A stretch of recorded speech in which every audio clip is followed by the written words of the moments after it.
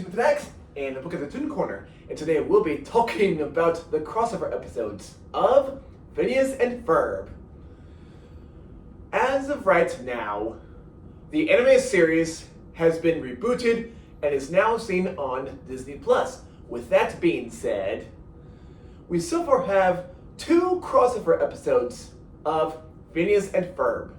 Starting off with Phineas and Ferb Mission Marvel. It evolves around Dr. Doofenshmirtz, who accidentally drains the superpowers from the heroes in New York City, Spider-Man, Iron Man, Thor, and Hulk, with "Behold, the power drainator!"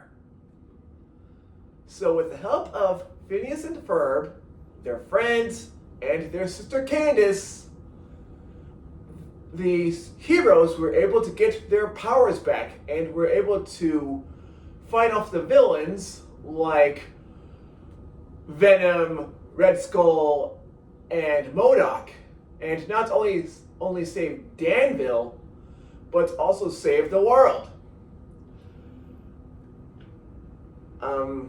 I really felt like that the Marvel universe and the Phineas and Ferb universe just goes so well together, like PB&J, Abbott and Costello, Laura and Hardy. Well, you get the point. So basically, you have this clever writing that Phineas and Ferb are well known for, mixed in with the cool, epic superhero action and dialogue that Marvel is well known for. Not to mention, you also got, great songs. Also, it's just really funny to see how the villains react to Dr. Doofenshmirtz.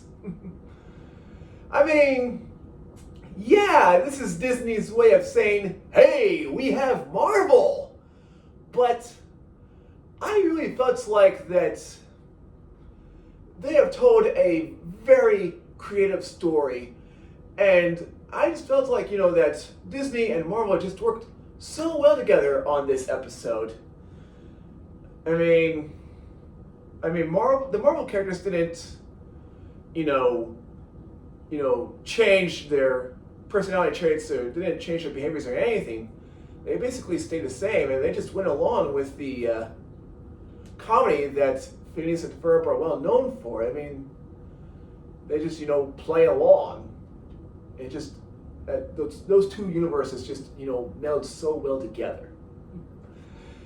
So, is Phineas and Ferb Mission Marvel a crossover episode that I highly recommend?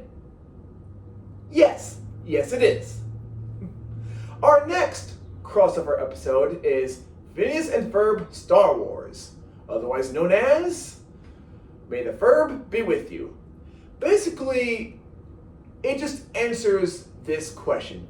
What would happen if Phineas and Ferb takes place in the Star Wars universe during A New Hope? So you have Phineas and Ferb as Luke Skywalker's neighbors on Tatooine. Isabella is basically a female version of Han Solo.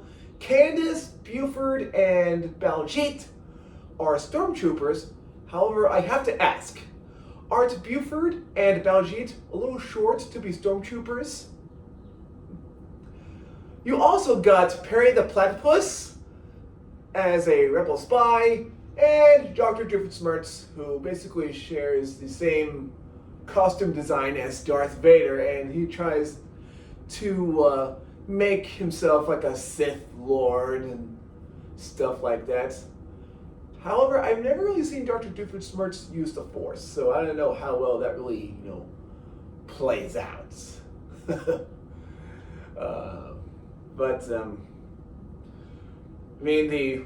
The writing and comedy, and the writing and comedy are just, great. They're very good, very hilarious. The songs are very nice. And I actually do respect the fact that the Star Wars characters were given more like, cameo roles, while the Phineas and Ferb characters are the ones that are, telling the story, and, it's basically their own adventure and their own take on how, they were able to, fight against the Empire and, blow up the Death Star. So, and of course, like I said, it's told in a, just this hilarious, Phineas and Ferb fashion. So, the question is Phineas and Ferb Star Wars a crossover episode that I totally recommend? Yes. Yes, it is. And the question of the day is, what is your favorite episode of Phineas and Ferb? Just let me know in the comment section down below if you have any requests. And I'll see you next time in Toon Corner.